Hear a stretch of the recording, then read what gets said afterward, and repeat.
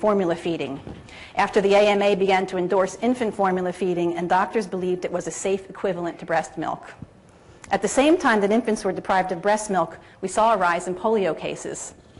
Now, if we look at this graph, what we see is, I can't see it very well, but I think I remember it.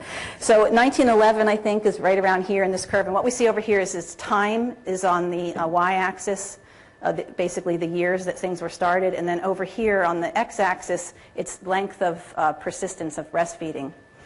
And what we see is that, you know, as time went on, well, the late 1800s is when, okay, let me start from the beginning.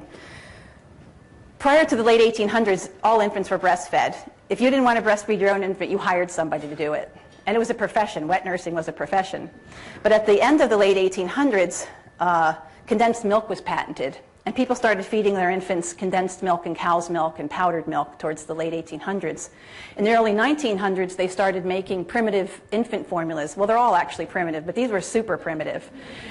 And so when you see the lack of breastfeeding, what's taken its place is garbage, basically. Well, if we look down where the biggest polio epidemics were happening in the 1941, I think, to 1950, that is, there was a 25% a 25% initiation rate of breastfeeding, and that the breastfeeding didn't continue for very long at all. Most people were finished around 5-6 months. Exclusively breastfed infants were exempt from polio, as noted in several epidemics. Those that had other sources of food, including cow's milk and fruit, were not exempted. And there's a reason for that. I think there's a fourfold reason. One was due to lack of maternal protection that's afforded by breast milk, which is irreplaceable. Second is due to the toxicity and inferiority of formula that can never, ever, under any circumstance, mimic breast milk, which is literally a living organism. Breast milk changes with the age of the infant. It's basically tailored to feed whatever's going on with that baby, and it can't be replaced. The third thing is that DDT in cows was coming through the cow milk. That all cows were basically treated with DDT, they were dipped in arsenic, there was all kinds of toxins going on, and this is not a secret that there was DDT in the, I mean, maybe it had been back then, but it isn't anymore. I can't read my own writing here. The other thing is that formula is basically an immunosuppressant. You know, when you think about how the bowel flora, how important that is, and that 70 to 80% of our immunity is there, well, when you look at an infant's bowel flora who's been fed by formula, it's a completely different constitution than what it is from a breastfed infant. No talk about vaccines, in my opinion, is complete without talking about breastfeeding. So I'm going to go on for one more slide. If you'd like to read more on the biology of breastfeeding, I highly recommend this website, beyondconformity.org.New Zealand.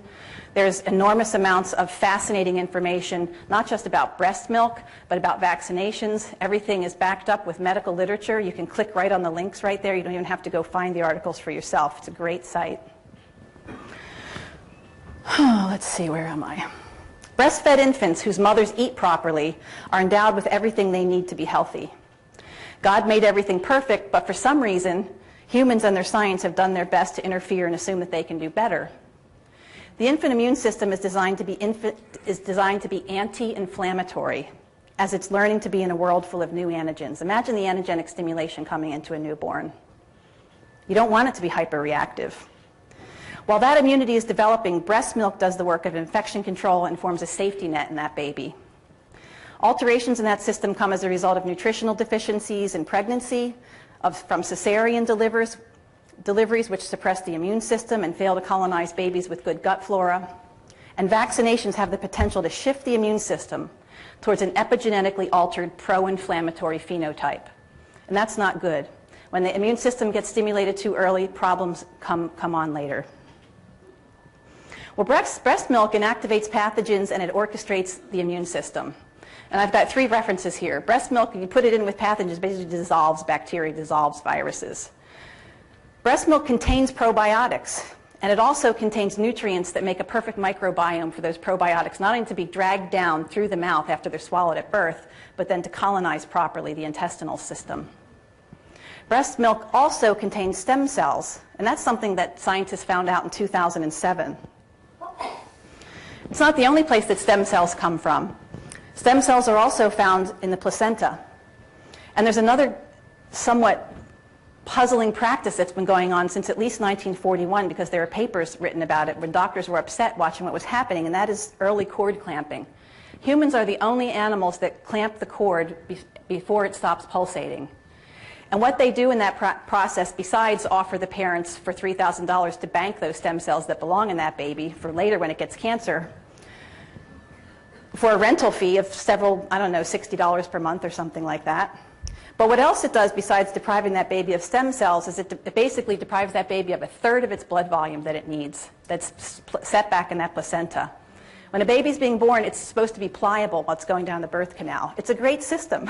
You know, so some of its baggage gets left behind, it's born, and then it gets flushed through, the stem cells go through.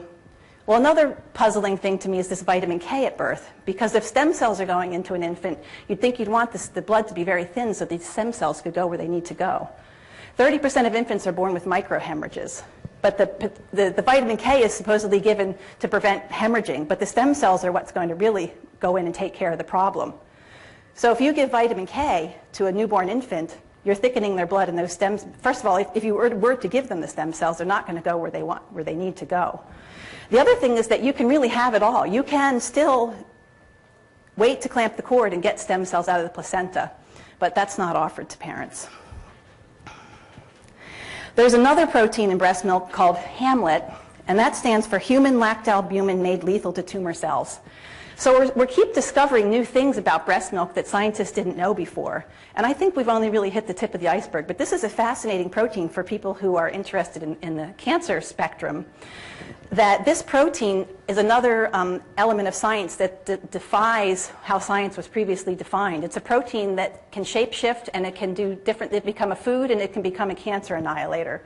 And you can go read about it on that link right there. It's a Swedish scientist that discovered it, and she's now been fully funded, and she's working on finding out more about that. But the bottom line is that that really belongs in the infant. But nonetheless, that protein will probably be exploited by industry before too long.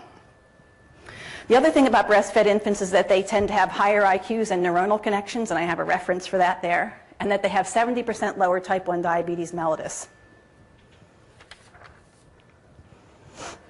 My last comment on this slide is that Bartik in 2011 published a paper, and his conclusion about breastfeeding was that if 90% of infants were exclusively breastfed for 6 months, every year the USA would save $13 billion and avoid 911 preventable deaths. I mean, breast milk is really amazing, and it's very protective.